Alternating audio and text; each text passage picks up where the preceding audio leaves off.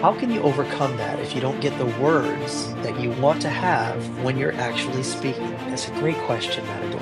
Thank you for asking it.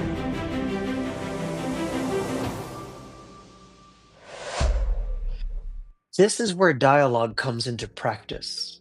Matador, say that you've had a day where you had a conversation, and at some point of the conversation, you hit that wall, and they asked you something, or you wanted to express something, oh, and you could not think of it. What is the word? Well, it's okay. Survive the moment and jot down your notes. They talked about SpaceX, or they talked about this or that, and make that your assignment. It's one of our phrases here: make the world your classroom, meaning make everyday events what are causing you to learn, or your motivation for learning. So you would take that dialogue. The person at work asked you about SpaceX and you couldn't explain yourself, for example. And you would go home and recreate that dialogue. Let's just say the person at work's name is Tony. Tony said, "Hey, Matador, what did you do this weekend?"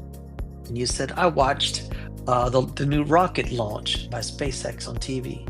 And he said, "Really? What do you think about that when it comes to SpaceX and what they say they're doing? Do you believe in it?" So use that junction as a way of enhancing your dialogue. Take your dialogue. Tony said this, I said this, Tony said that, and then I choked. Now take the time to develop your dialogue, what you wish you would have said. Imagine what Tony would have said after, and then develop it even further, talking more about SpaceX or things like that. Then practice this dialogue between two people with another person, your study partner, your family, your friends, an actual person. Play the role. Act like you're at work. The other person is Tony. They come up to you and say, "Hey, Matador, what do you think about SpaceX?" As you do this, what will happen, Matador, is you will replace that partial experience where you weren't happy with it with a memory of an actual experience. Your brain will register your dialogue practice as almost the same as an actual interaction.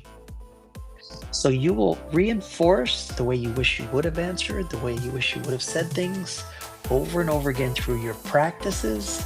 And what that does is the next time you talk with Tony or anyone else or about that topic, your brain will bring up a file of information of that dialogue so that you will have the choice words you wanted. Does that make sense?